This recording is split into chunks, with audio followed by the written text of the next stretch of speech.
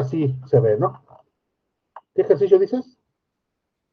1.1 inciso C, donde dice repetir la parte. Ah, bien, pues, ¿cuál es la duda? ¿Cómo estaría que repetir? ¿Tengo que copiar lo mismo que hice en el inciso B? Vamos a, vamos a ver qué hiciste antes, ¿no? Voy a explicar un poco. Sí. Está fácil, ¿no? Lo que hiciste fue, tienes un R1, ¿no? Y dijiste, me dicen, pon el modelo equivalente de ruido. ¿Sí? Dices, pum, aquí está. Este es BN, aquí están mis dos extremos, ¿no? Y dice, ponle un multímetro, el cual tiene una impedancia de entrada infinita. Es decir, le voy a conectar aquí mi aparato y me va a decir aquí, digo, si pudiera medirlo, ¿no? Y me va a decir qué voltaje va a medir. En esta conexión, ¿qué voltaje ves aquí? Así como está el diagrama, sin valores, no necesitamos valores. ¿Qué voltaje ves? ¿O qué voltaje mide? ¿O quién me dice qué voltaje mide ahí? Vamos a ver si lo regreso a actividad de los circuitos. Ajá, ¿y cuál es la diferencia de potencial ahí? ¿Qué diferencia de potencial es el voltaje, no? ¿Qué mide? ¿Quién me dice? ¿Qué voltaje se ve aquí en el voltímetro? Yo tengo un R1, tengo este BN, tengo BN cuadrada y le saco la raíz, ¿no? Este es el voltaje RMS. Pero, ¿cuál es el valor que voy a obtener aquí en la lectura?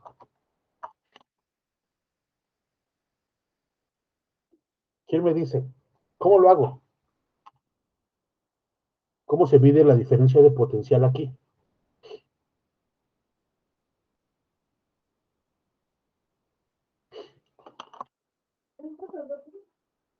Vamos a ver. ¿Lo empiezo a preguntar?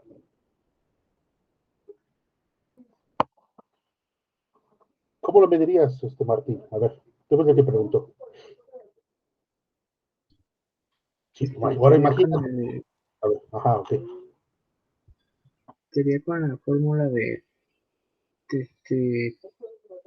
Thevenin. No, Ok, ¿cómo lo harías? No, no, dime, no, sin miedo a equivocarte, no pasa nada. sería BN igual a 4K, ¿4? Tú estás 4K, diciendo, ok, RB, ¿no? sí.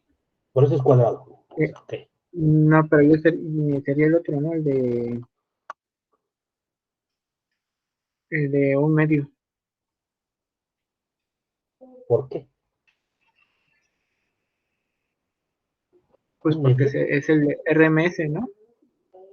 Ok, bueno, no, sería la un medio, ¿no? Ok. O la raíz, Sí, ¿no? Yo decía esto, ¿no? BN cuadrado es 4K por T por RB, que es lo mismo, ¿no? Al cuadrado. Ok, de esa manera calculas este de aquí, y este sería R1. Pero dime cuánto se ve aquí. ¿Qué valor? Digamos que BN vale 4 milivolts, ¿no? ¿Qué valor veo aquí en el voltímetro? ¿Qué me dice?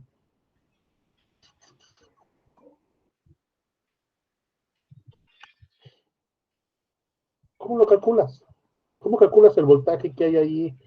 Bueno, no ves, olvídense del voltímetro.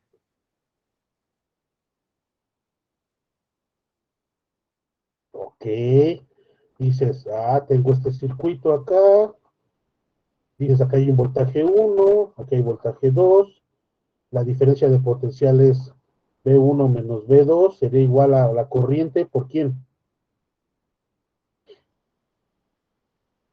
Ok, por R1, pero entonces aquí hay un problema, ¿no? Este B2 sería aquí.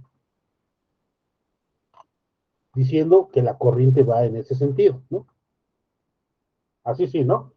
No vi quién me dijo, perdón. Y luego, ¿cómo mido el voltaje de aquí a B3, por ejemplo, que está B3 acá? ¿Cuál es la diferencia de potencial? B1 menos B3.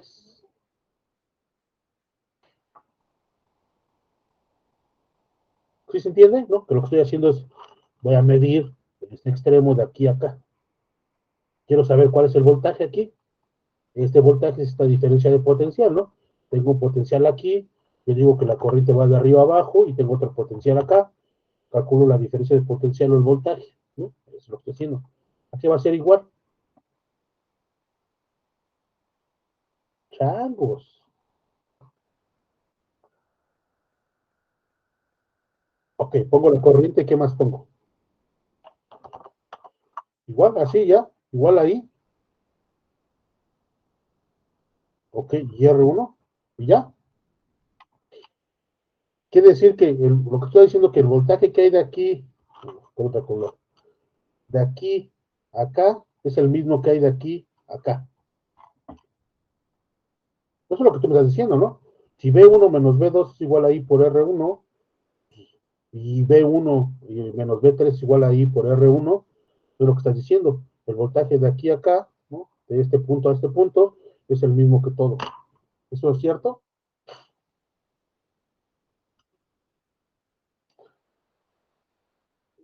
Vamos a ver. No, eso no es cierto. Entonces, ¿cómo calculo el voltaje entre esos puntos? ¿Cómo calculo B1 menos B3?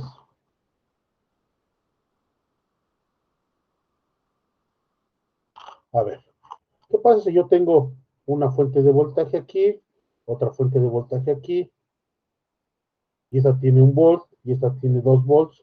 ¿Cuánto es el voltaje en esos dos puntos?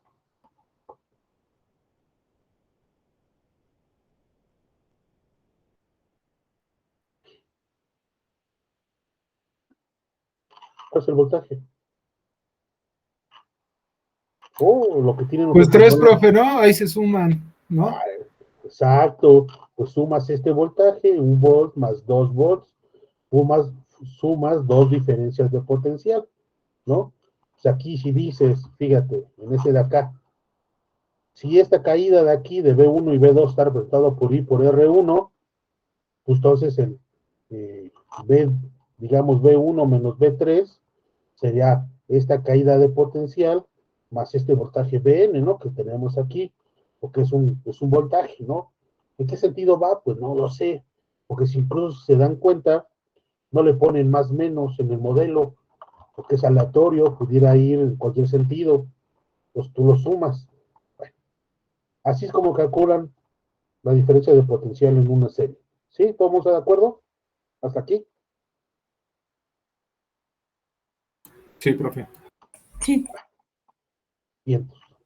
Ahora dice, tienes este circuito, le conectas un multímetro, el cual tiene una resistencia infinita, es decir, lo voy a pintar así. ¿Todo el mundo entiende por qué un circuito abierto de resistencia infinita?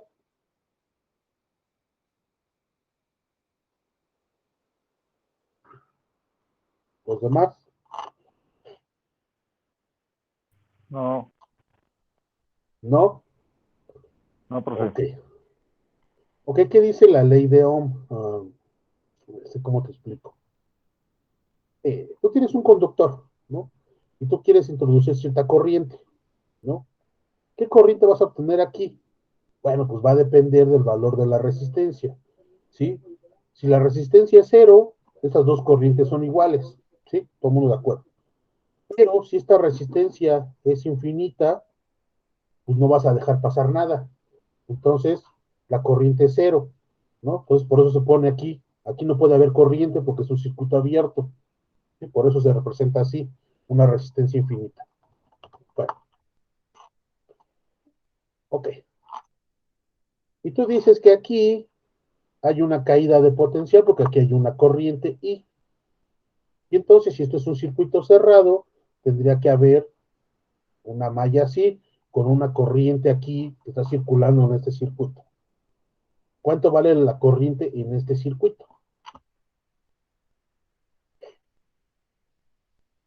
Cero, porque está el circuito abierto, lo acabo de explicar.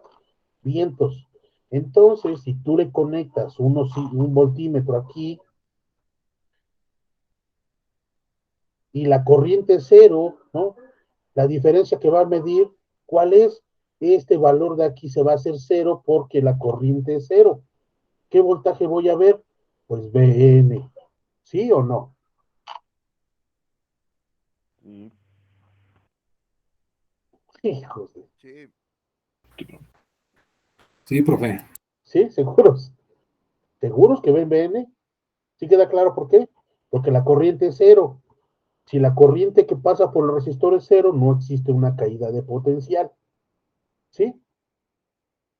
Y entonces, cuando tenemos un voltímetro con una resistencia de entrada infinita, lo que va a medir es Vn. ¿Sí? ¿Hasta aquí todo el mundo está de acuerdo? Sí, profe. sí, profe. Y entonces, ok.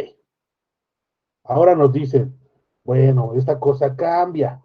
¿Qué pasa si dicen ahora tienes el mismo circuito con su circuito equivalente? Aquí vas a tener Vn, aquí vas a tener R1, pero ahora el multímetro no tiene una resistencia infinita, tiene una resistencia R, voy a poner del voltímetro, ¿no? RB. ¿Qué voltaje voy a ver aquí? Uy, sí, eso es lo que voy a ver, ¿no? ¿Qué voltaje hay aquí? Lo voy a poner así, no sé, más menos B, BB, ¿no? De voltaje que va a medir el voltímetro. Como quieran ponerle, ¿no? El nombre. Aquí habrá una caída de potencial. Con esta misma idea de la corriente, dice, bueno, hay una corriente aquí. ¿Esta corriente es igual a cero? No. Entonces ya es diferente de cero. Y ahora sí, existe una caída debido ahí. Dices, el voltaje BB que vas a ver, ¿no? El que va a ver el voltímetro, hay de dos. Una es igual a la corriente que está por ahí, por esta resistencia RB. Obviamente, habría que elegir el sentido de la corriente, ¿no? Aquí tendría que ser más menos con este sentido, y aquí más menos, ¿no? Pero bueno, ustedes eligen la dirección. Y la otra es que este voltaje BB sea igual a la suma de este Bn más la corriente por R1, ¿sí? Nomás hay que tener cuidado con el signo, porque eso tendría que ser menos, ¿sí? Porque aquí está más, menos, ¿no? Y aquí está al revés. Entonces, utilizando estas dos, tú tendrías que ser capaz de calcular este voltaje BB en términos de Bn. Pues si estos dos son iguales, los igualas y despejas, bueno, no, podrías despejar la corriente de aquí. Es que no sé si sea conveniente en ese sentido. Ok, vamos a olvidarnos de ese signo ahorita, ¿no? Y después vemos que, no vamos a decir que es más. De aquí podemos decir que la corriente es igual a este voltaje que va a medir el voltímetro entre RB, ¿sí? Entonces sustituimos en la de abajo, va a quedar así, más BB entre RB por R1, ¿no? Despejo de la primera, la corriente, la sustituyo en la segunda, y voy a despejar, ¿quién? Pues esta BB, que es lo que yo quiero calcular, ¿no? BB que tengo en la izquierda, el que tengo a la derecha lo paso a la izquierda, menos BB que va a multiplicar a R1 sobre RB. Así. Y eso es igual a BN. Entonces BB será igual a BN entre 1 menos R1 sobre RB. ¿Sí? Y vean, este voltaje que estoy buscando, pero ese voltaje ya va a depender de R1 y de RB. Esta resistencia no la dan. Nada más hay que ver el signo. Porque si regresamos a lo del signo, pues que no quería confundirlos con el signo, voy a pintarlo, ¿no? Este es menos, aquí tendría que ser menos, y aquí va a cambiar algunas cosas, ¿no? Este de aquí sería menos, este de acá también, menos, menos, este sería más, y este sería más. Y ahora sí, eso tiene sentido. ¿Sí? Vean, lo voy a escribir de mejor manera, ¿no? Dice, el voltaje que voy a ver en el voltímetro es igual al voltaje equivalente de ruido debido a R1, que multiplica ¿quién? 1 entre 1 más R1 sobre RB. ¿Sí? Es claro que este de aquí es menor que 1, ¿sí? Como lo pongo, así, ¿sí? ¿Por qué? Porque este de aquí no es 0. Ese va a ser un valor mayor que 0. Entonces, un 1 entre un valor mayor que 1 siempre va a ser menor que 1. No sé si me entiendan. Entonces, el voltaje que va a medir el voltímetro se va a ver afectado, ¿no? Ya no va a ser Vn, va a ser un valor menor, pero va a depender del valor de estos resistores. ¿Sí? ¿Sí queda claro? Sí, profe. Sí, profe. ¿Sí, Martín? Sí, profesor. Entonces, ese es el único detalle. Lo que pasa es que cuando el voltímetro tiene resistencia infinita, no hay corriente, por lo tanto no hay caída de potencial en la resistencia y solo vemos Vn, ¿no? Es así de simple. Pero cuando ya tiene una resistencia, ya se cierra un circuito, habrá una caída de potencial debido al voltímetro o a su resistencia, y entonces, bueno, la medición que tenga el voltímetro ya va a cambiar con respecto a esta relación, ¿no? Y lo mismo tendrán que hacer con R2, ¿no? Y con, creo que la sumatoria, ¿no? Sí, con R1 y R2 en serie. Pero es fácil, ¿no? Haces la resistencia equivalente de Thevenin y haces el mismo proceso, ¿no? Y van a comparar. Los voltajes en este inciso van a ser ligeramente menores en comparación con los que tuvieron en este inciso, ¿no? ¿Por qué menores? Porque, insisto, este valor que tenemos aquí de 1 entre 1 más R1 entre RB es menor que 1, ¿sí? Todo este valor es menor que 1. No importa cuánto valga R1 o RB, a menos de que R1 valga 0, pero no tendría sentido, ¿no? Ya está. ¿Qué más? ¿Alguien tiene otra duda?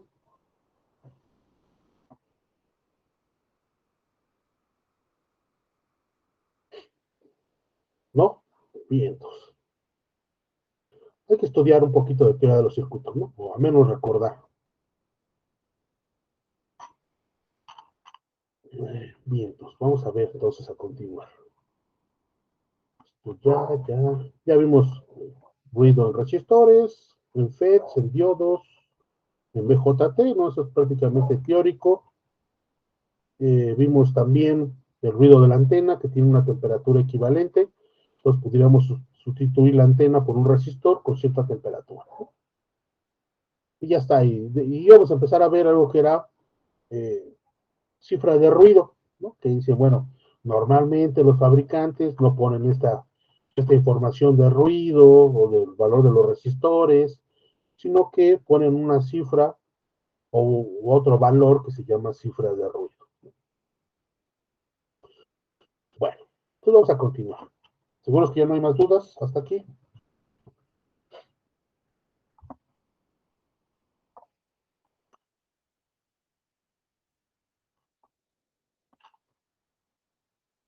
Bueno, dice, el que calla otorga, ¿no? O se espantaron con el ejercicio. Bueno, vamos a ver algún... ¿Qué pasó, Fabricio? No, nada, profe, no. Me iba a decir una tontería. Gracias. No, dilo, adelante. Que ya había ido por mi bolillo, profesor, porque sí, ya estaba Sí, asustado. sí, te espantaste. Sí, profe. Por eso te bajó el azúcar. Bueno, Un poquito, pero ya. Ok, gracias. ok, está bien.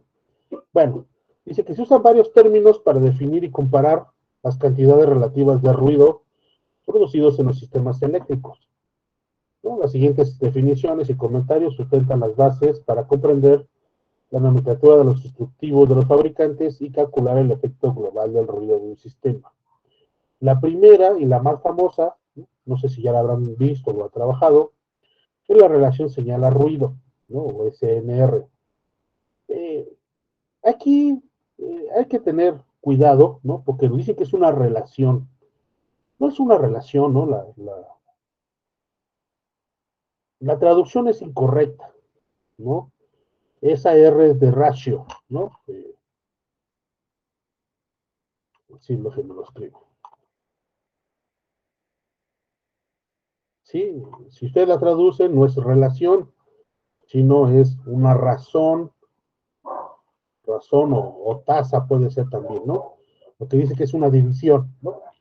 Lo que pasa es que se normalizó el decir que es una relación señala ruido, pero no es una relación, es una razón. Es la razón señala ruido, ¿sí? Porque es una división, por eso. Ok, esa es la más famosa, ¿no? Signal Noise Ratio.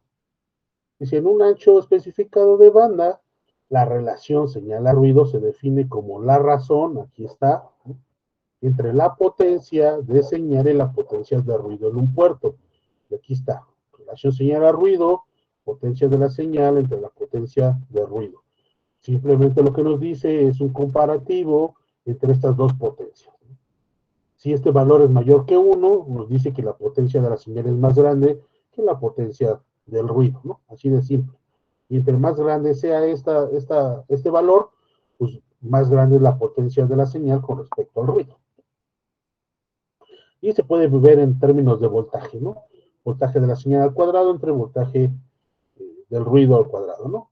Hay que tener cuidado, ¿no? Porque para calcular la potencia con este cuadrado hay que conocer una resistencia, ¿no? Porque la potencia es voltaje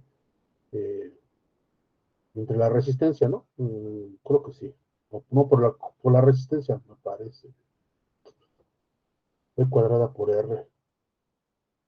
Sí, creo que por la resistencia. Pero lo que dicen es, bueno, vamos a medirlo en la misma resistencia, entonces se elimina arriba y abajo, ¿no? Hay que tener un poquito de cuidado. No significa que la potencia de la señal sea la señal al cuadrado, eso no. A eso me refiero, ¿no? Que hay otros términos que se eliminan por ahí, pero no vayan a confundir que la potencia de la señal es este voltaje al cuadrado. Que donde BS y BN son los voltajes medios cuadráticos de señal y de ruido respectivamente. En decibeles, ¿no? Que es un valor más común de ver, es 10 veces el logaritmo base 10 de esta razón, ¿no? ¿Por qué se utiliza decibeles? Porque normalmente esta razón es relativamente grande y manejar números grandes dicen que es complicado. Pues mejor lo presentamos en decibeles. Una escala logarítmica. Mientras mayor sea la relación señal-ruido, menor será la corrupción, ¿no? De la señal por el ruido. El valor mínimo permisible de la relación señal-ruido depende de la aplicación. Sí, no sé. Por ejemplo, una vez me pasó, ¿no? Mi sistema de megacable que no recibía señal.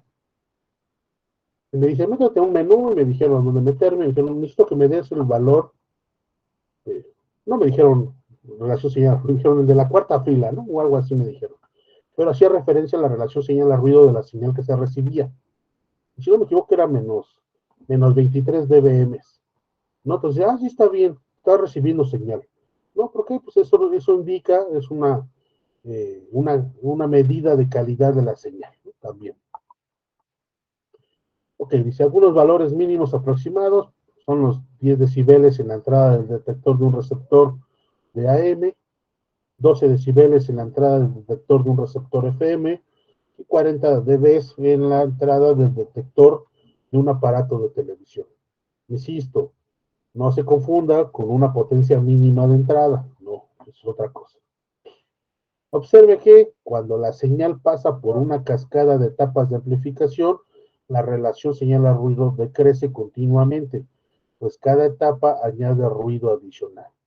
Sin embargo, en la mayoría de los sistemas, el ruido de salida amplificado se debe principalmente a, uno, el ruido que acompaña a la señal de entrada, es decir, el ruido que se amplifica que ya venía con la señal. Y dos, el que aportan las diferentes etapas debido al ruido eléctrico, ¿no? Ya ruido de resistores, ruido de capacitores, de semiconductores, etcétera, ¿no? Todo ese ruido introducido también se amplifica. De tales como el amplificador de RF y la del mezclador en un receptor, ¿no? Ahí está, por eso dice que esta relación señal-ruido va decreciendo. ¿Por qué? Porque trae un ruido Si se amplifica, bueno, si se amplifica señal y ruido, bueno, la señal de esta razón se sigue manteniendo, pero como le agregas nuevo ruido, pues ahora existe más potencia de ruido que la que tenía antes, ¿no? Entonces, por eso es que se va decreciendo. Otra definición es ancho de banda equivalente en ruido. Dice las fuentes más comunes de ruido, ya sea térmico o de disparo, aquí debe estar mal, debe ser térmico, y de disparo, que es debido a los diodos o a los semiconductores, tienen una distribución espectral esencialmente uniforme, ¿no? Ya lo vimos que es ruido blanco. De tal suerte que el ruido transmitido a través de un amplificador se determina por el ancho de banda del amplificador. Si este tiene una ganancia constante AB hasta cierta frecuencia de corte FC, después de alcanzarla baja a cero, tal como se muestra en la figura 1.9, el ruido del ancho de banda B será obviamente igual a FC. ¿No? Es decir, el amplificador tiene cierto comportamiento a debida frecuencia. Aquí lo ponen que es de manera ideal, dice, desde la frecuencia cero tiene una amplitud constante hasta cierta frecuencia de corte y de aquí ya no amplifica. Eso no sucede, ¿no? En realidad, eh, ya les había explicado que, por ejemplo, un emisor común tiene una respuesta de frecuencia muy parecida a un filtro pasabanda, ¿sí? No amplifica las frecuencias bajas, ¿no? Habrá un punto donde alcance su ganancia, a esa sección se le llama ganancia media, y después tendrá una sección de rechazo a frecuencias altas, ¿no? Como lo hace un filtro, ¿no? Insisto, viene así. ¿Sí? La respuesta de un amplificador es algo así. ¿Sí? Tiene una frecuencia de corte baja, ¿no? Que ya expliqué que está relacionado con los filtros de acoplamiento que se utilizan para la entrada y la salida o para el acoplamiento, uno se llama capacitor de derivación en el emisor, ¿no? El que ponen ahí para que el emisor se vaya a tierra, de frecuencia, corriente alterna. Luego tenemos una frecuencia de corte 2, ¿no? A esta zona del medio se le llama ganancia media, ¿sí? Media, creo que sí, ganancia media, o en la banda de aceptación también se le llama, ¿no? Depende la literatura. Y estas son sus bandas de rechazo, pero aquí en estas zonas sigue habiendo amplificación, ¿no? No es totalmente recto. ¿Banda media? Creo que sí es banda media, no recuerdo. Bueno, eso lo verán, ¿no? Insisto, en la materia de EADI en octavo semestre. Ojalá yo se las dé, para hacerlo sufrir. Bueno, dice, sin embargo, por lo general la respuesta en frecuencia queda limitada por la capacitancia en paralelo o por un circuito sintonizado, de tal manera que no se logra un corte abrupto de la respuesta en frecuencia. Por eso se requiere una determinación más exacta del ancho de banda de ruido. Se considera ese un filtro como el de la figura 1.10 con la ganancia en voltaje que depende de la frecuencia igual a B2 entre B1. Por definición, ¿cómo calculas la ganancia de un amplificador? Pues divides la salida entre la entrada, ¿no? Y esta razón te da la ganancia de un amplificador. Como la potencia de ruido se relaciona con el voltaje cuadrático medio, es conveniente trazar la respuesta de la frecuencia en términos de la magnitud al cuadrado de la ganancia, ¿no? Como se muestra en la línea llena de la figura 1.11. Aquí está, ¿no? Dicen, bueno, vamos a considerar un ancho de banda aceptable, ¿no? Es donde a lo mejor tenemos una frecuencia de corte a menos 3 decibeles, no necesariamente tendrá esta amplitud, pero bueno, ya calcularán un valor promedio cuadrático, ¿no? Es donde la magnitud de AM al cuadrado es el valor máximo de esta curva. Si la entrada a este filtro es un ruido blanco con valor cuadrático medio B1 cuadrado de N, ¿no? El voltaje de salida del cuadrático medio correspondiente en un intervalo de 1 Hz en frecuencia F es igual, ¿no? Este voltaje cuadrático medio por Hz será igual a la amplitud o la ganancia de este amplificador al cuadrado por el voltaje cuadrático medio, ¿no? De la entrada, ¿no? Este 1 o 2 hace referencia a la entrada o a la salida. Dice, la suma de tales incrementos sobre la banda de frecuencias da, bueno, ahora van a analizar, ¿no? Si esta de aquí se revisa por 1 Hz, vamos a revisarlo por todo el ancho de banda o por todas las frecuencias. Por eso ponen desde 0 hasta infinito. ¿Sí? La integral de 0 a infinito de b cuadrada 2dn, es decir, el voltaje cuadrático medio de ruido en la salida, no es igual al voltaje cuadrático medio en la entrada por la integral de 0 a infinito de la magnitud de la ganancia al cuadrado. ¿Sí? No es un valor constante, tiene un valor eh, en curva, ¿no? Aquí se ve cuál es la ganancia. Si bien esta línea punteada es el máximo, pero bueno, el comportamiento es una curva. Lo que están tratando de calcular es, eh, ¿cómo lo explico? Lo voy a explicar, a ver si se entiende un poquito más. Dice, por cada hertz, tú tomas el valor, por ejemplo, aquí máximo, y dices, en este punto, el voltaje cuadrático medio, no porque le ponen N2, ¿no?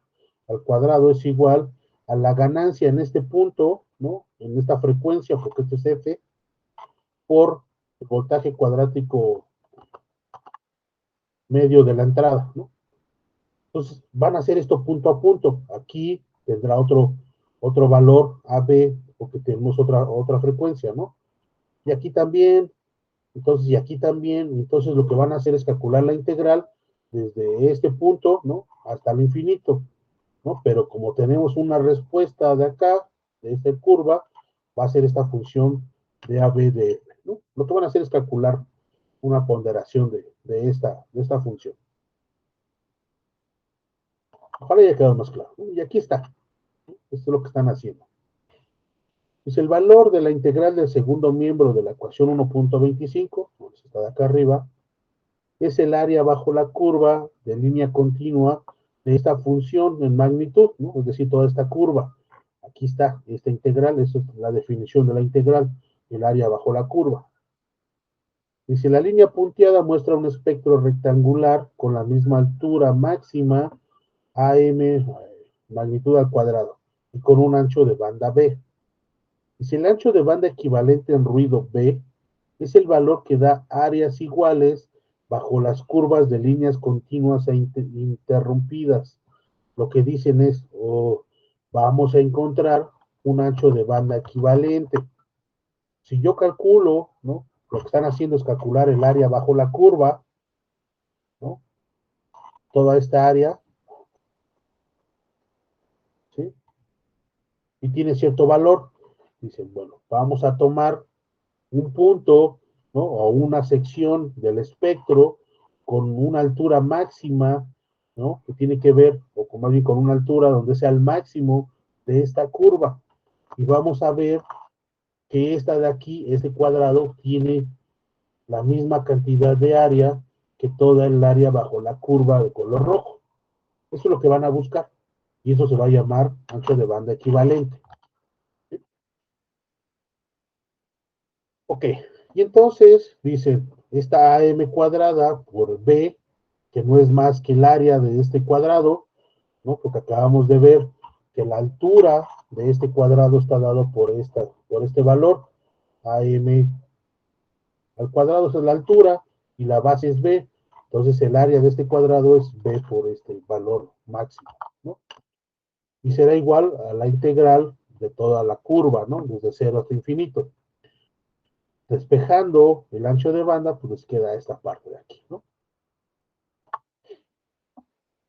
Si en las ecuaciones dadas anteriormente, este valor de ancho de banda que se debe usar y obviamente debe evaluarse para el sistema particular que se está analizando. La integral en la ecuación 1.26 no siempre es fácil de calcular.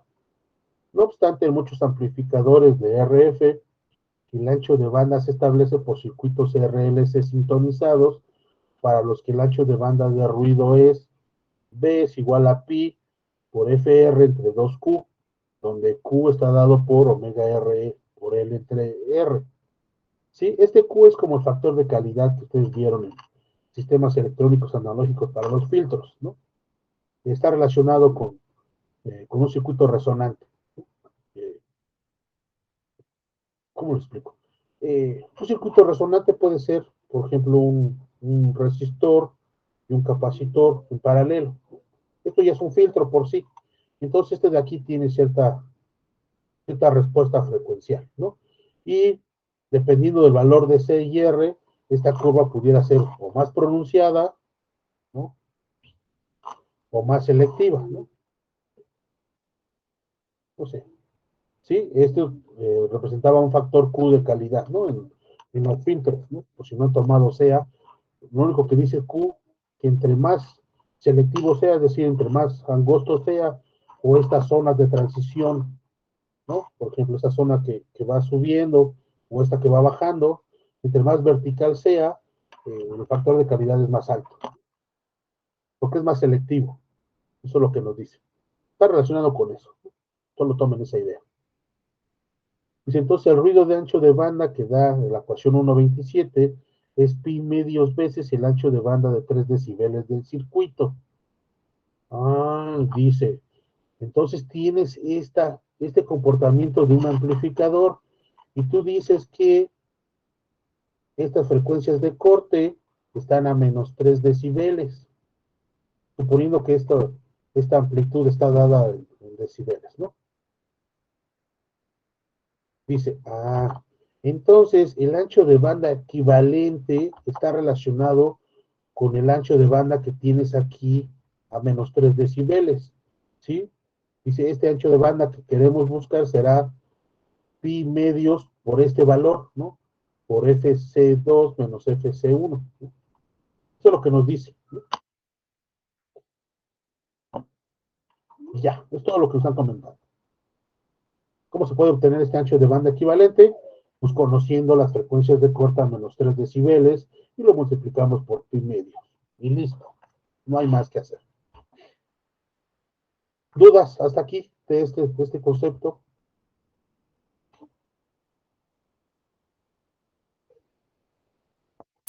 Parece que no, profe. Ok, No, profe. bien. Luego viene potencias de ruido disponible, que es otro concepto con el cual también se mide el ruido. ¿Qué pasó, Gustavo? No, perdón. Pensé que ibas a comentar algo. No, gracias, profe. Okay. Ok, la potencia disponible entonces, P sub índice A, de una fuente es la potencia máxima que se puede extraer de ella. Si la fuente tiene una impedancia interna ZS que es igual a R más JX, esta es la resistencia. ¿Alguien sabe cómo se llama esta X? ¿Qué nombre tiene? Y esta es la resistencia, que es la parte real. ¿Cómo se conoce la parte imaginaria? Vamos a ver. ¿Cómo se llama? No me digan que no saben, porque me pego un tiro. No, no saben. Se llama reactancia. ¿Sí? Entonces será ZS, tendrá una resistencia y una reactancia. Ok, creo que más adelante vamos a trabajar mucho sobre esta reactancia, entonces necesitan conocerla. La potencia máxima se entregará a una carga acoplada, y aquí viene un concepto de acoplamiento conjugada que dice ZL tendrá que ser igual a R menos JX. ¿Alguien sabe qué es una conexión acoplada? ¿O a qué hace referencia?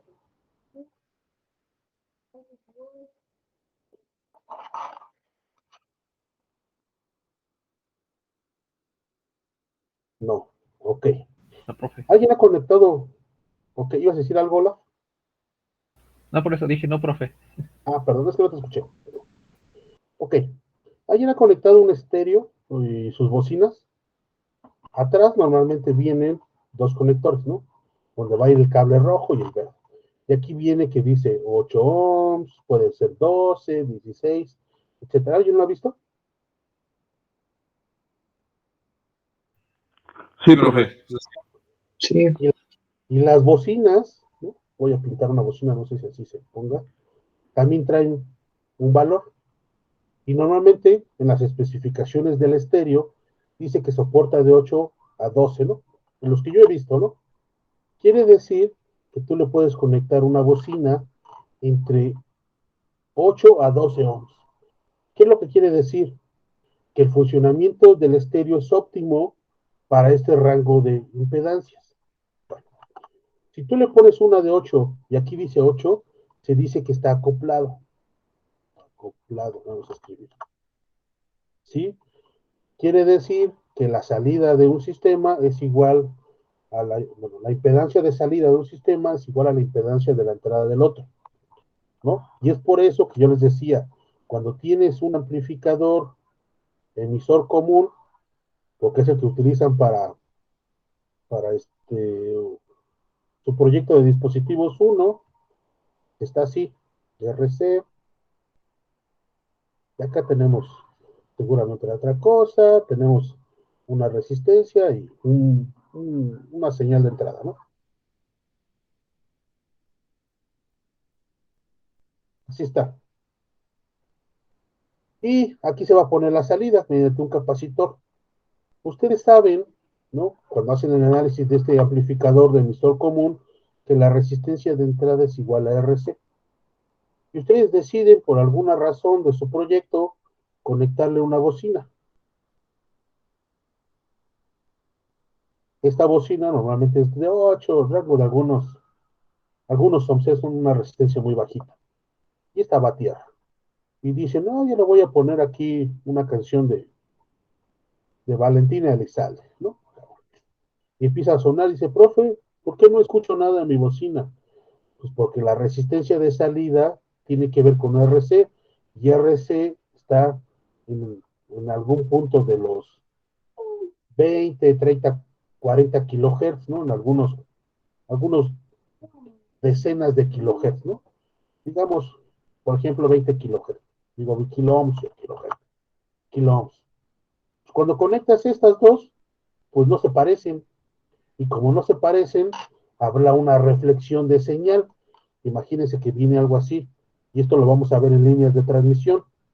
Viene una señal donde la línea de aquí tendrá cierta impedancia característica, ¿no? Digamos, esta es la que tiene los 20 kiloohms, y esta tiene 8 ohms. La señal va a llegar, como no está acoplada, va a pegar aquí, la mayor parte de la señal se va a rebotar, y poca señal va a pasar al otro lado, porque no está acoplado, ¿no? Aquí está lo mismo. Esto es cuando la resistencia es, o la impedancia es real. Cuando es compleja, se cumple esta condición que nos dicen. Para que una impedancia compleja esté acoplada, se requiere que esté con su conjugado, ¿sí? El conjugado de un número complejo, solamente le cambias el signo a la parte imaginaria. Sí, eso es el conjugado. Y por eso lo están diciendo aquí, ¿no? A eso se refiere con acoplamiento. Yo creo que la mayoría está en líneas conmigo. Entonces vamos a ver más esa parte de acoplamiento, y aquí veremos circuitos para hacer este acoplamiento. Bueno, dice, si la línea está acoplada, si el voltaje en un circuito abierto de la fuente es B, el teorema de la máxima transferencia de potencia da que la potencia máxima será igual a B cuadrada entre 4R. Y entonces aquí aparece un tema importante. Cuando se tiene un sistema acoplado en impedancia, se tiene la máxima transferencia de potencia, ¿sí? Es decir, toda la potencia que llega a la entrada del siguiente sistema, cuando está acoplado, se transfiere de manera completa, ¿no? Entonces, por eso es importante, eh, porque muchos dicen, por ejemplo, en este ejemplo de las bocinas, pues ponle dos, compa, para que suene más perrón. Y la agarran y le conectan otra bocina aquí en paralelo. Y dicen, órale, otra igualita. Y dice, sube el volumen y suena perrón. No es cierto, porque tienes dos resistencias en paralelo. Vas a tener este de 8 y este de 8. Esto de aquí ya no es igual a 8 en una resistencia equivalente. Sí, son 64 entre 16, me parece. No, ohms. Ya no es 8, ya lo desacoplaste. Entonces ya no tienes la máxima transferencia de potencia. Entonces, ahí está, ¿no? Por eso luego dicen, ¿por qué se satura? Pues porque no lo hiciste bien. Ahí está. Dice, si R Es una fuente de ruido térmico. B cuadrada estará dada por la ecuación 1.1, es decir, voltaje cuadrático medio será 4K T por R por B, ¿no? Calculando B cuadrada entre R, bueno, despejan y les va a quedar que la potencia disponible será igual a 4, K por T por B, ¿no? Dice, la potencia de ruido disponible en un ancho de banda de 1 Hz será K por T. ¿Por qué? Porque dividen entre el ancho de banda, nada más por eso. Como la potencia disponible no depende de R, la potencia de ruido disponible en todas las resistencias no nulas finitas es la misma. Simplemente es una forma de ver. Esto de potencia disponible lo vamos a utilizar más adelante, ¿sí? Para que no lo dejen al olvido. Ahorita en este capítulo ya no lo vamos a ver, pero más adelante sí lo vamos a utilizar. Bueno, luego viene otro concepto que es ganancia de potencia disponible en un cuadripolo. Si la figura 1.12 muestra un cuadripolo general que puede servir como modelo para una tapa amplificadora, para un filtro u otra red. Un cuadripolo no es más que ver como un sistema cerrado con 2 entradas y 2 salidas, ¿no? Aquí está una entrada, otra entrada aquí abajo y 2 salidas, una aquí y otra acá, ¿no? Y un transistor pudiera entrar en este cuadripolo, ¿no? ¿Por qué? Porque se utiliza un emisor común o un base común, ¿no? Las conexiones comunes se repiten en la entrada y en la salida. Bueno, dice, la fuente tiene un voltaje de circuito abierto BS, hacen referencia a esta de acá, y una impedancia interna ZS. Aquí ponen la impedancia correspondiente a la fuente de entrada. El cuadripolo tiene una impedancia de entrada Z1 y de salida Z2. Aquí está, ¿no? Aquí ponen un B0 porque este es un amplificador. Este B0 es una versión amplificada de BS. Así como un voltaje VO de salida en circuito abierto. La carga es una impedancia ZL. Ahí está, ¿no? Igual pasa, por ejemplo, en un transistor, en un amplificador emisor común. Dicen, ¿cuál es la impedancia de entrada? ¿Dónde? De aquí, ¿no? Dicen, la impedancia de entrada, RI, se ve desde aquí. Y en este caso tendría que ser R1 paralelo con R2, y este es R1 y este es R2, paralelo, no es cierto, más RPi, si no me equivoco, ¿no? Si utilizas el modelo híbrido pi. Bueno, aquí se calcula también RI, ¿no? Porque lo necesitas. Si este RI es igual a este RS, pues, se dice que está acoplado, ¿no? También es el mismo efecto. Algo muy similar acá. Y este Z2 es la resistencia de salida, ¿no? Y si la ganancia de voltaje en circuito abierto, el cuadripolo se denota como HDF, ¿no? Es como una función de transferencia. Esto será B0 entre B1. Y B1 es el voltaje que entra al cuadripolo, no BS. Lo que pasa es que existe una caída debido a ZS. ¿Qué será? Este B1 está definido en términos de BS mediante un divisor de voltaje. ¿Sí?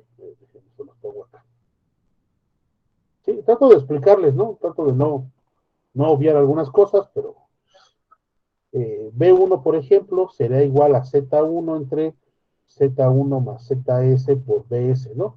Es un divisor de voltaje en estos puntos aquí. Así es como normalmente se calcula.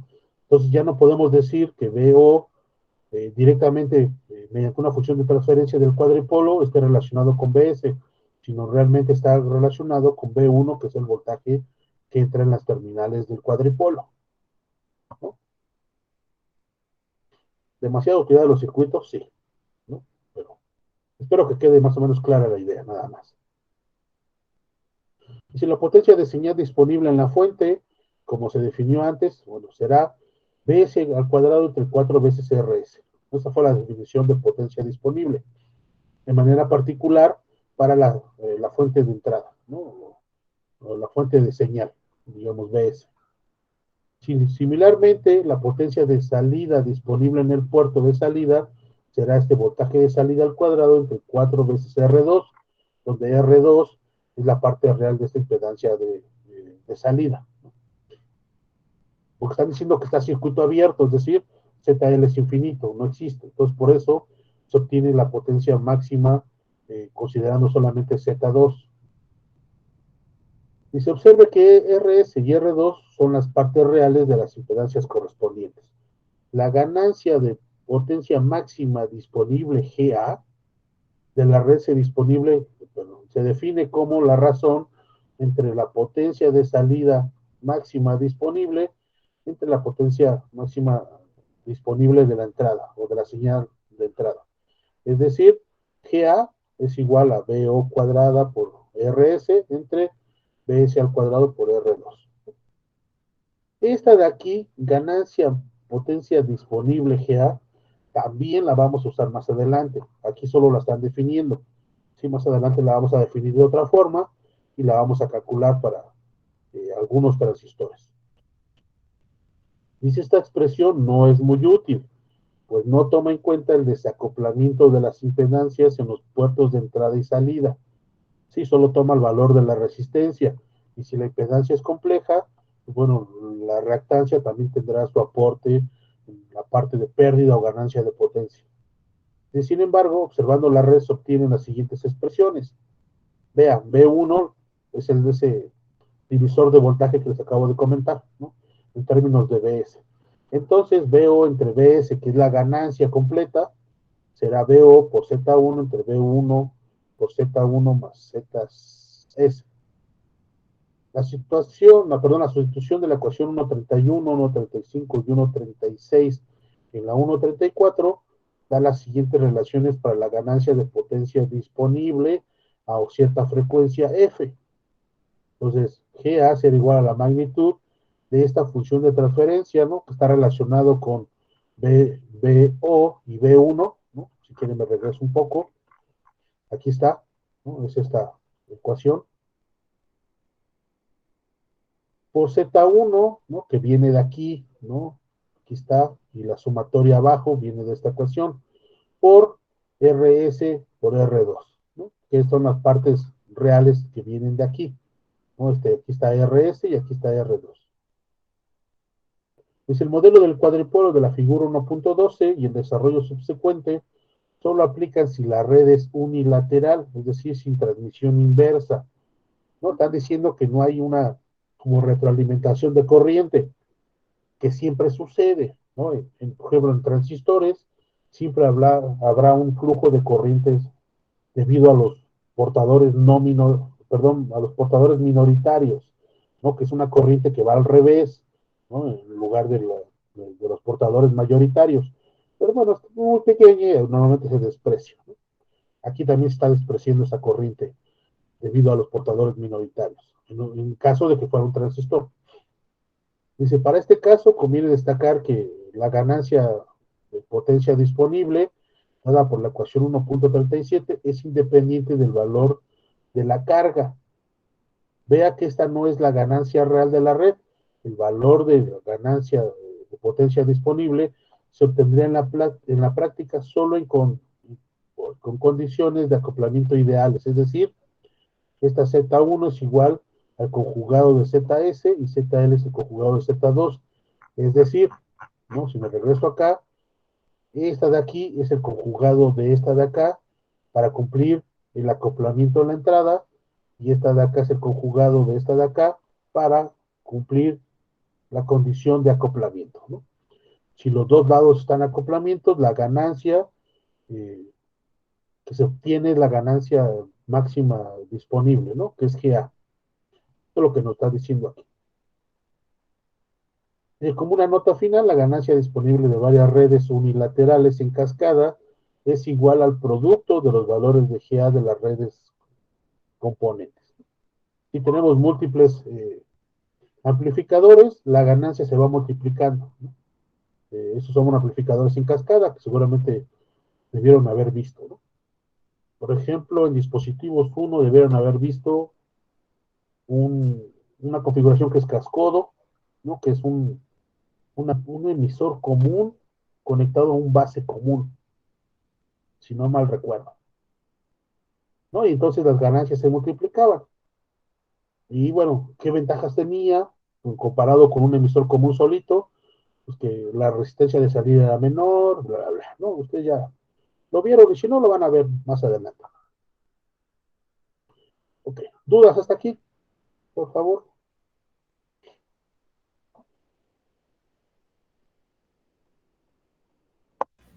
Profe. No, profe. Ok, bueno. Espero que estos datos que les dé adicionales no los revuelvan más, ¿no? Sino que les ayude a tratar de comprender un poco. Bueno, y viene otra medida, que es temperatura de ruido. La temperatura de ruido en cualquier puerto de una red se define de la manera siguiente. Una fuente de ruido que tiene potencia disponible PA en un pequeño intervalo de frecuencias delta F tiene una temperatura de ruido equivalente TE igual a esta potencia disponible entre K por este pequeño intervalo de frecuencias delta F. Si el espectro de potencia de ruido de la fuente no es plano, PA y TE dependen de la frecuencia. ¿Qué es entonces temperatura de ruido excesivo? TX. Dice, los generadores de ruido utilizados para probar amplificadores se calibran a menudo en términos de temperatura de ruido excesivo, que será Tx igual a T menos T0, donde T es la temperatura de ruido de la fuente y T0 es 290K, que es la temperatura normal de referencia, ¿no? Que es la temperatura ambiente que se considera, ¿no? 27 grados centígrados. Hay una temperatura de ruido de entrada efectiva de una red. Dice, si una fuente de ruido térmico de temperatura T se conecta a una red sin ruido con ancho de banda delta F pequeño y ganancia disponible GA, la potencia de ruido disponible en la fuente es potencia de ruido disponible es igual a KT por este delta F.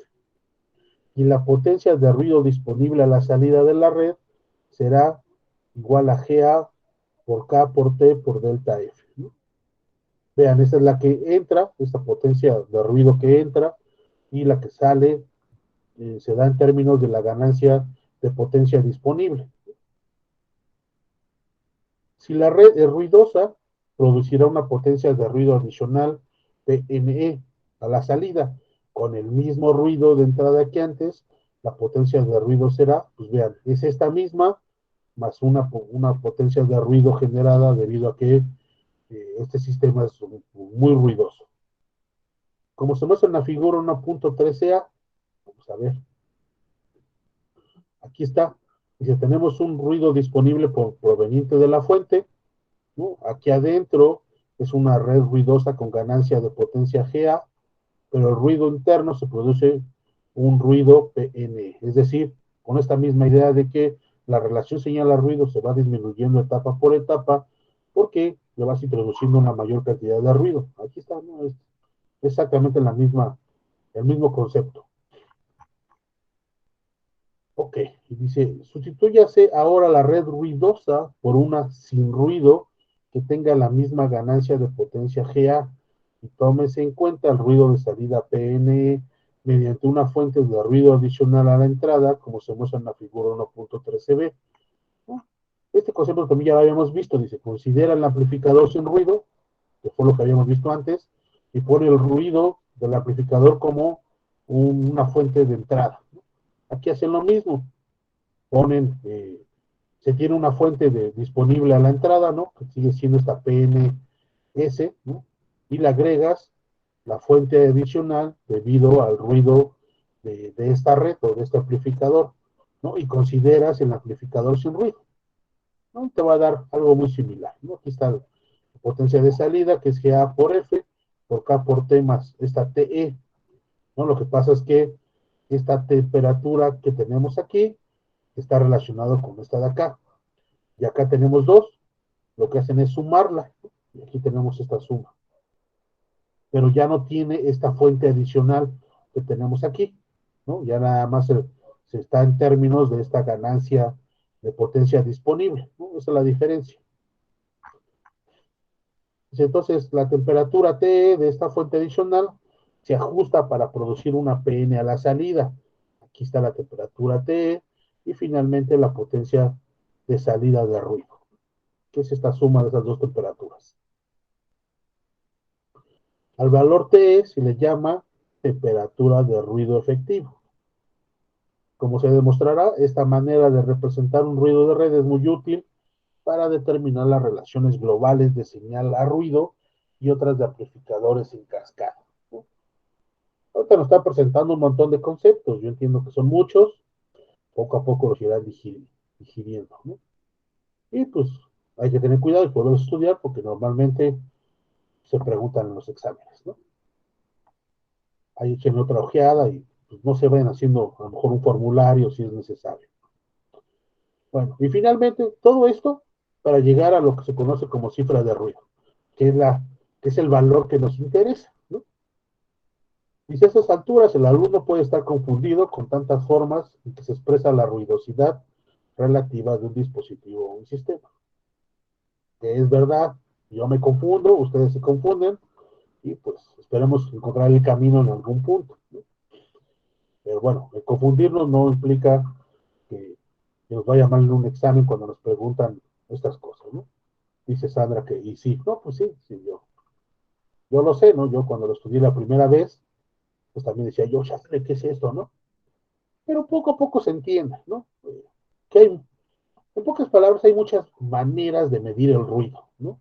Tomando diferentes parámetros, ¿no? Si la entrada, la salida, si está acoplado o no acoplado, ¿no? Y desgraciadamente todos estos factores influyen en el diseño de un sistema, ¿no? Ya, ¿qué tan, qué tan profundo tomemos estos valores? Bueno, dependerá de las condiciones del sistema, ¿no? Si queremos un sistema que va a amplificar, por ejemplo, una señal eh, electrocardiográfica, que es una señal muy pequeña, pues hay que tener en cuenta que tenemos que tener circuitos sin ruido, ¿no? Por eso utilizan amplificadores diferenciales de instrumentación, así se llaman. Esos son dispositivos de bajo ruido. Pero, por ejemplo, la vez que yo lo compré, un amplificador normal, un amplificador diferencial normal cuesta, no sé, creo que como 7, 8 pesos, ¿no? No sé cuánto cuesten ahora. Y esa vez me costaba 125 pesos un amplificador de bajo ruido, ¿no? Dices, es un montón y lo quemé como 3 veces. Entonces, pues llora uno, ¿no? Pero hay que saber por qué, ¿no? Por qué se utilizan esas cosas. Bueno, ya está. Dice, afortunadamente, para ustedes y para mí también, un índice único llamado cifra de ruido se usa para comparar el comportamiento con el ruido. Sin embargo, se debe estar alerta frente a diversas variaciones del término, con diferencias sutiles que pueden confundir. Cifra de ruido, o factor de ruido. La cifra de ruido, NF, ¿no? Por sus siglas en inglés, noise figure, o figura de ruido, ¿no? También puede llamar, de un cuadripolo da una medida de la degradación de la relación señal a ruido entre los puertos de entrada y salida. Es decir, si yo tengo una relación señal a ruido aquí, ¿qué tanto se va a ver afectado a la salida una vez que pasa la señal por este sistema? Y si la figura 1.14 muestra una red con ruido, con potencias de entrada de señal y de ruido. Es decir, tenemos una potencia de entrada debido a la fuente de señal y una potencia de ruido, ¿no? Que pudiera generarse antes, ¿no? Que viniera ya acumulada. Y las correspondientes salidas, ¿no? Tengo una potencia de salida de señal que será seguramente amplificada y una potencia de ruido de salida. Que esta de aquí pudiera tener una amplificación de esta más un ruido que pudiera ser generado en la red, ¿no? O en este sistema. Okay. Dice, la cifra de ruido se define dentro de un ancho de banda especificado como, ¿no? La cifra de ruido es la relación señal a ruido adentro o la que entra entre la que sale. Entonces dividimos las potencias, ¿no? Porque la relación señal a ruido así se define, la potencia de la señal entre la potencia de ruido y la relación señal a ruido de la salida, la potencia de la salida, señal de salida, entre la potencia de ruido de salida. Esto será igual a, sube este PNO, ¿no? Y por definición de la ganancia de potencia disponible, ¿no? Queda por PNI, ¿no? Entonces podemos decir que GA es igual a PSI entre PSO. Sí, te pasa para acá, sí. PCI entre PCO, ¿no? Este entre este es igual a GA. Está definido arriba, ¿no? Más que no me quise regresar. Y esto es igual a 1 más la potencia de ruido NE entre GA por PNE. Recuerden que este PNE es el ruido adicional de este sistema, de este cuadripolo que le llaman, ¿no? Viene la idea de acá, ¿no? Aquí está, este PNE. Por eso lo pueden separar. Dice, el valor de la cifra de ruido se expresa frecuentemente en decibeles y se da por la relación 10 veces el logaritmo de la cifra de ruido. No es muy simple. Y ustedes deben de saber convertir decibeles a parámetros lineales, digamos, ¿no? De ida y vuelta. Para una red libre de ruido, la relación señal a ruido de la entrada y salida serán iguales. Y entonces la cifra de ruido será igual a 1. ¿Sí? Si la relación señal a ruido de la entrada es igual a la relación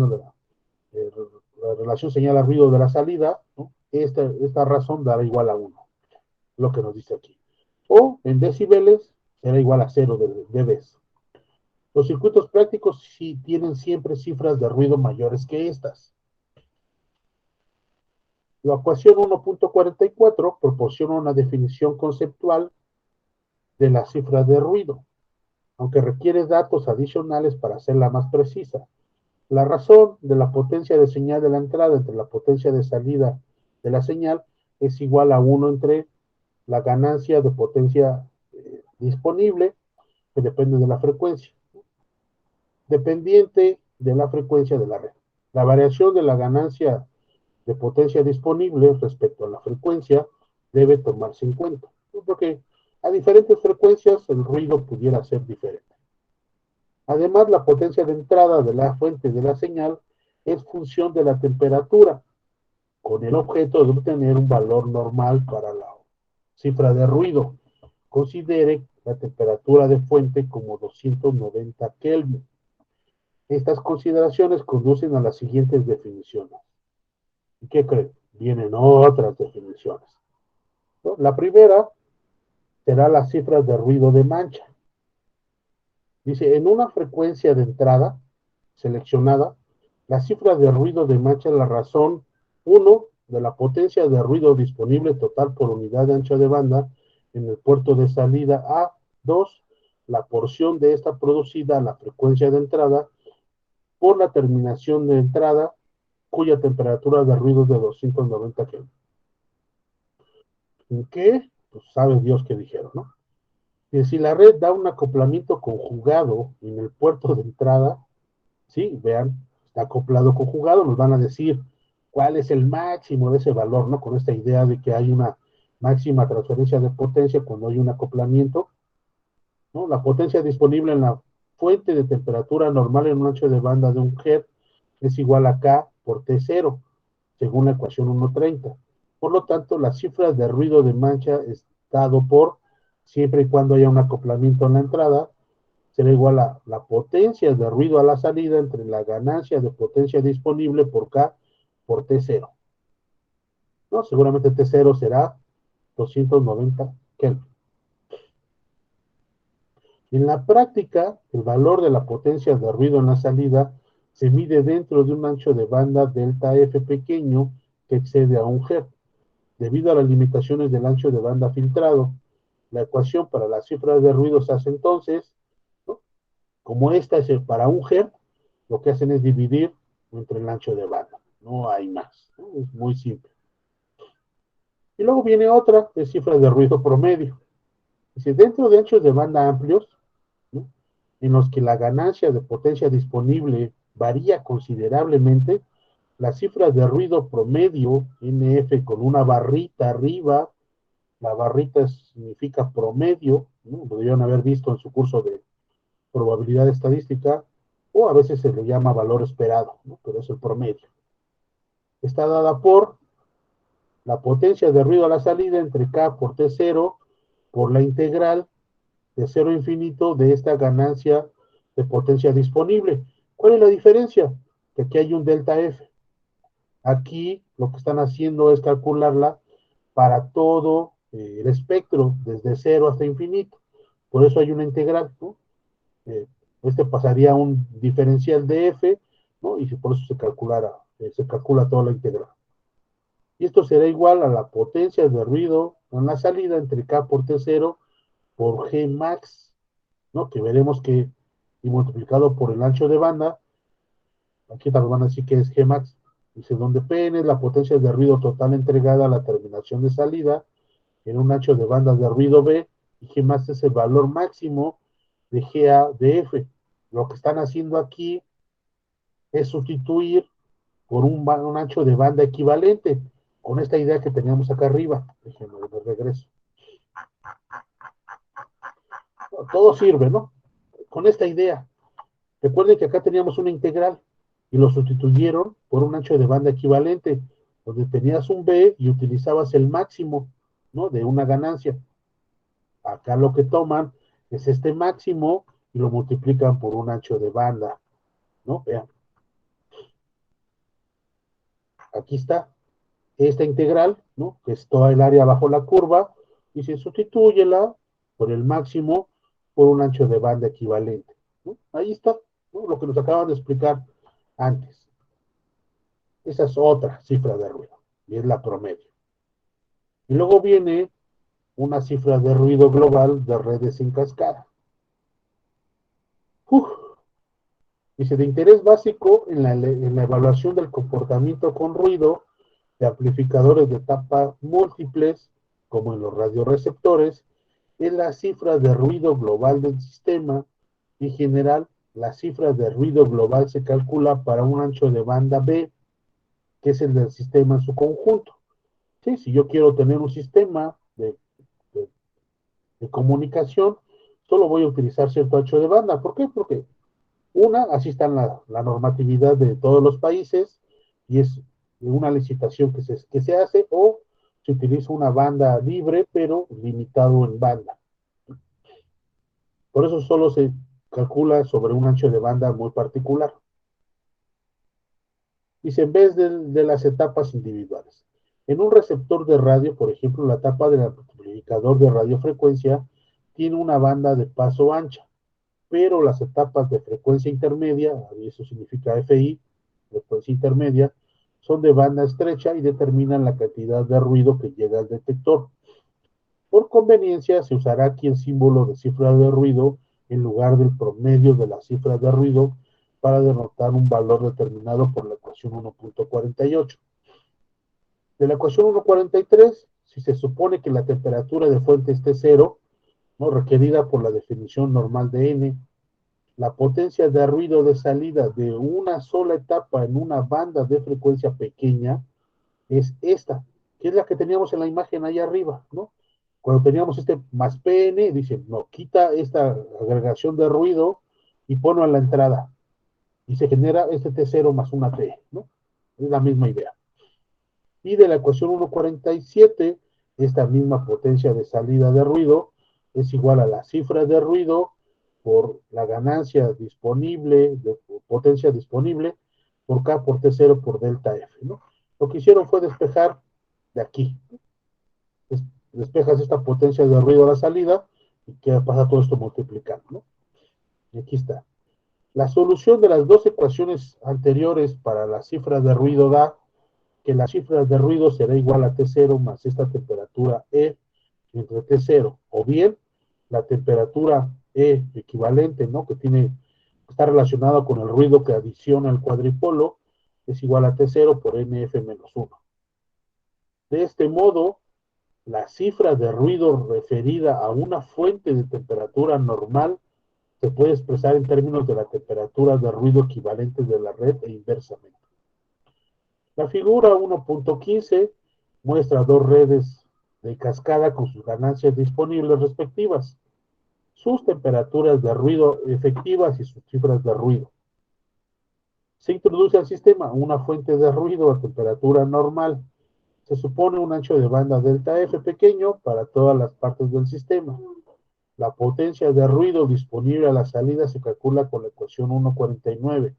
Reagrupando algunos términos queda de esta forma.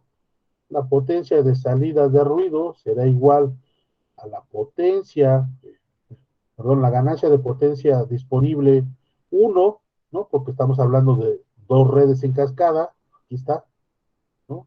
Por la ganancia de potencia disponible en la red 2, por K, por T0, por este delta F, ¿no? Que es el segmento de ancho de banda, más GA1 por GA2 por K por TE1, es decir, este ruido generado por la red 1 aquí está, ¿no? Por eso se agrega esa temperatura, por este delta F más GA2 por K por TE2, es decir, aquí va agregado el ruido de la segunda etapa por esta delta F, ¿no? Entonces, si quieren calcular la potencia de salida aquí, con estas dos redes, utilizas esta ecuación de acá, ¿no? Dice, la comparación de esta relación con 1.42 y 1.43 conduce a una expresión para la temperatura de entrada efectiva de las dos redes en cascada. TE12, es decir, en vez de tener dos redes, ¿qué pasaría si tengo una temperatura equivalente para un comportamiento de una sola red? Eso es lo que nos están diciendo acá. No sustituyen, ¿no? K por GA2, por GA1 por TE1 más TE2, todo esto por delta F entre GA1 por GA2 por K por delta F. Haciendo álgebra, nos queda que esta temperatura equivalente de tener una sola red que se comporte como dos será igual a la temperatura de la red 1 más la temperatura 2 entre la ganancia de potencia disponible de la red 1. Dice aquí TE1, 2 es la temperatura de ruido de entrada efectiva que explica todo el ruido de salida introducido por las redes ruidosas. Obsérvese que la temperatura de fuente de entrada no aparece en la expresión. Para las redes en cascada, la expresión correspondiente será, ¿no? Si no tienes solo dos, sino tienes n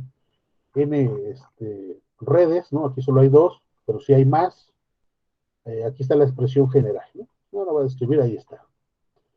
Dice, la introducción de las cifras de ruido en la red mediante la ecuación 1.52 en 1.55 lleva a la siguiente expresión de ruido global, ¿no? NF1 para N etapas será la cifra de ruido 1 más la cifra de ruido 2 menos 1 entre la ganancia de potencia disponible de la etapa anterior, más, sin puntos suspensivos, la cifra de ruido actual menos 1 entre el producto de todas las ganancias de potencia disponibles de las etapas anteriores. Así se calcula la cifra de ruido global. Dice, es obvio que en esta relación que la cifra de ruido de la primera etapa en un sistema predomina sobre la cifra de ruido global, es decir, la que tiene mayor peso es esta, porque la segunda está dividido entre la ganancia de la potencia disponible de la etapa 1 y luego la cifra de ruido de la etapa n está dividida entre la multiplicación de las ganancias de potencia disponible de las etapas anteriores. ¿Sí? Entonces estas cifras de ruido se van a ver disminuidas. Entonces dice, bueno, la etapa principal o la que genera mayor cantidad de ruido será la etapa 1. ¿No? Eso es lo que nos dice aquí. Dice, a menos que GA1 sea pequeña o que NF2 sea grande. Y por consiguiente, el diseñador del sistema debe siempre tratar de reducir al mínimo el ruido producido por la primera o la segunda etapa, seleccionando transistores de bajo ruido y escogiendo las condiciones de operación que minimicen al ruido. Y es por eso que en receptores se utilizan receptores, algo se llama receptor superheterodino, que lo que se hace es una etapa intermedia, ¿no? Ustedes verán en comunicaciones analógicas y digitales, por ejemplo, un modulador AM, ¿no? Llega la señal modulada en AM, ¿no? Llega a un receptor y tú acá obtendrás una señal en el dominio del tiempo. Esa es una forma general, ¿no? Aquí está el demodulador, ¿no? Es un demodulador. Normalmente no se hace así. Se dice, bueno, tenemos esta parte de acá y tenemos una etapa de frecuencia intermedia. ¿Sí? Lo que hace es, si aquí tu señal de AM viene a una frecuencia, no sé, 1110 kilohertz, ¿no? Es una frecuencia de una estación de radio. Aquí traerá una frecuencia intermedia. No recuerdo, creo que es de por ahí del rango de los 455 kilohertz. ¿Sí? Luego les paso el dato exacto. Lo que hacen es cambiar de frecuencia esta de aquí a una frecuencia intermedia y después sí, ahora sí, ya obtienen la demodulación completa de la señal original, ¿no? ¿Por qué? Porque, bueno, una sola etapa pudiera introducir mucho ruido, ¿no? Entonces, por eso se elige una frecuencia intermedia. Además que es mucho más fácil, ¿no? Hacer y de manera comercial es más conveniente hacer esta etapa intermedia de un receptor super heterodino. Yo creo que ya lo veremos también nosotros de manera general.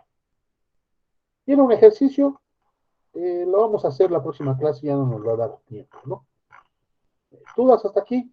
Yo entiendo que son muchos conceptos, pero alguna duda muy particular que tengan, por favor. No, profe, solo repasar los conceptos. Sí, sí, pues solo es eso. Déjame ver si pueden hacer. ¿Sí será bueno hacer el formulario, profe, de todo bueno, de todos los que estamos viendo ahorita? De esto, en realidad no lo vamos a ocupar mucho, ¿no? Ujú. Vamos a ocupar este concepto que viene en este ejercicio. Este sí lo vamos a ocupar, Ah, ok. pero tiene que ver con estas fórmulas de aquí, ¿no? Que son Ah, las ok. finales. Gracias, Pero sí los conceptos, ¿no? Pero sí los conceptos sí apréndanselos. Ok, profe, gracias. No de memoria, ¿no? Nada más tengan ahí una idea. Y luego vendrán otras cifras, ¿no? Que vamos a ocupar. Incluso ya casi vamos a acabar, miren, el primer tema, ¿no? Vamos a hacer ese ejercicio la próxima clase y terminamos. Más que estoy viendo, déjenme ver cuándo lo tienen que entregar, porque no había puesto yo Me había puesto, creo, el 14, profe. 14. ¿Cuándo es 14? El lunes. No, le voy a cambiar la fecha. Esta le vamos a dar pues, un día más. Porque el lunes lo hacemos y ya lo pueden entregar, ¿no? No, profe, le mentí. Estoy revisando y dice 17 de febrero. No, Es la 17. es la otra, ¿no? Del 1-1 al 1-8. Sí, Sí, ok, perdón. la tarea sí dice 17. Sí, sí, sí. Vamos a darle un día más. Hay dos, sí. Sí, sí, hay dos. Aquí la tengo, ¿no? Mira.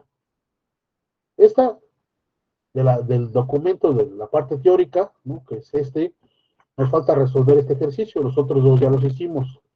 Este ejercicio lo vamos a resolver el lunes. Entonces, el mismo lunes lo pueden subir, ¿no? Tendrán hasta el martes a finalizar la clase, que es el 15. Y luego está la tarea donde vienen todos los ejercicios, que es esta de aquí, que falta revisar. Permíteme, Gustavo. Este ejercicio, ¿no? Junto con esos de acá, para que la puedan resolver completa. Entonces, esta tarea le vamos a dar otra fecha. 17. Es que no sabía cómo íbamos a avanzar. No le vamos a dar hasta el lunes 21. Que tengan todo el siguiente fin de semana para resolverlo. Ya está. Ahora sí, ¿qué pasó, Gustavo? Ya no lo entendí. Ahí en el capítulo 1 de ruido, ¿qué dijo que era, profe? Perdón. Aquí en el capítulo 1 viene Ajá, que sí. resuelvas los ejercicios 1.1 al 1.4, Ah, sí, no lo había visto. Muchas gracias. ¿sí? Que son los que vienen dentro del contenido temático, ¿no? Sí, sí. Esos son los que hay que subir. Y Ok, luego profe. viene aquí abajo la tarea, donde vienen los ejercicios que tienen más tiempo. Pero por favor, no los dejen hasta el último, porque yo termino este tema el lunes y el martes empiezo uno nuevo. Y luego, si ya no preguntan, pues se van a ir quedando. Y seguramente un día antes de que se entregue van a preguntar. Resuélvanlo lo más pronto posible, ¿no? Entre el martes y miércoles ya podrían resolverlos. Bueno, dudas, comentarios, por favor. No, profe. No, todo bien, profe. Gracias. No, ninguno, profe. Ok, bueno. Entonces vamos a dejarla hasta aquí, ¿no? Toda la próxima semana vamos a trabajar en línea, ¿no? En la misma